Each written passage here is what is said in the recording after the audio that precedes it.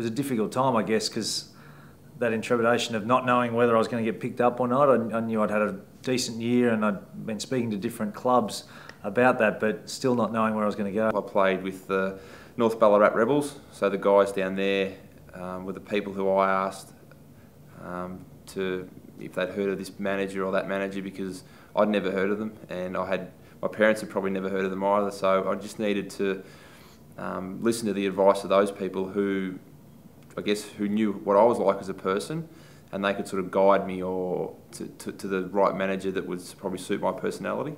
My good friend, his father was involved in AFL, and he knew the good from the bad, I guess, and he gave us a list of 2 or 3 that we should really look at, and we asked him for advice, and he really recommended one manager in particular, and actually made the contact sort of the go-between for both of us. Hi, I'm Brad Sewell, and thanks for joining us as we take a closer look at the world of player management and how it operates within the AFL. You will hear from some of the stars of the game and the AFL Players Association about how the player management industry works and how to go about making the best decision for what will be a long and successful career. This is no doubt an important stage of your football journey, so don't be afraid to ask questions or seek advice.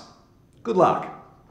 I've been pretty excited as a kid to see a management firm's letterhead addressed to me. I thought, wow, this is pretty cool. What's this all about? Naturally, get very excited. Basically, I decided to wait until after I got drafted to sign a manager. I was of the idea that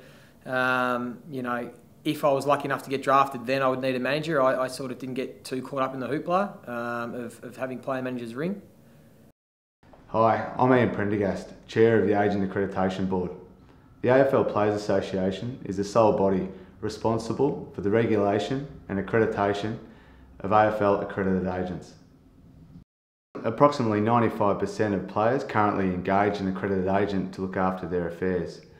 Accreditation is compulsory for anyone who wishes to negotiate a standard playing contract on behalf of a player.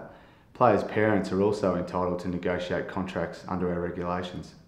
I spent, especially with my dad, a lot of time just talking to him about it and making sure that he felt comfortable and that mum and dad were happy, because if I was to get drafted, a fair chance that I would have to move away from home. So they needed to be able to put their trust in my manager as well, and trust that I'd be looked after wherever I went. Everyone applying to become an accredited agent is required to sit an expansive exam with a 75% pass mark, which covers off on all the rules, regulations and policies that exist within the industry. They're also required to attend an induction session as well as our annual conference, together with providing a police check and indemnity insurance.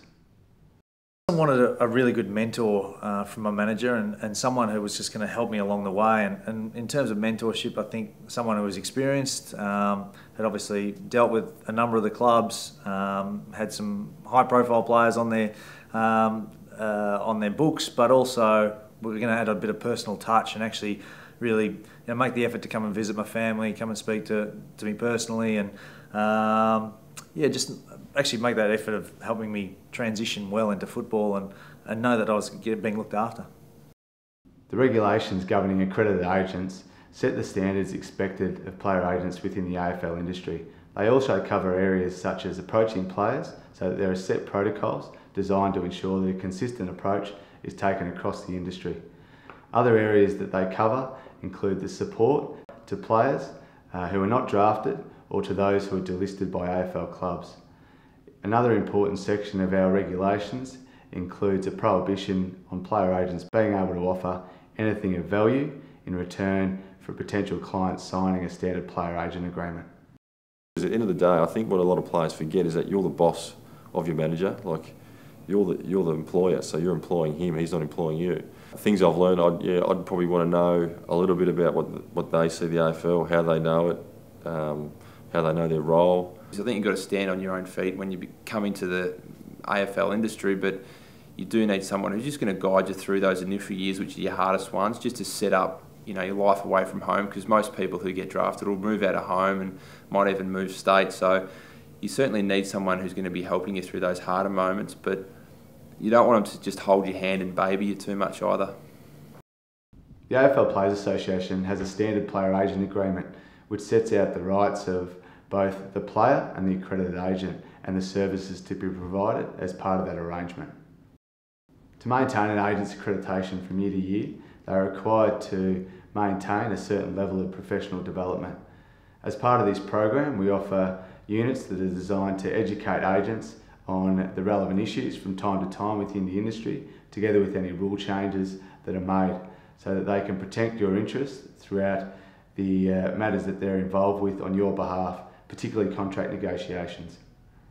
I think it's great the AFLPA has regulation process, some rules, and really put some integrity behind it, because you want only good people operating in the AFL environment, and not everyone's going to be completely across not only contracts but external issues from football, and you want good, honest people steering people in the right direction.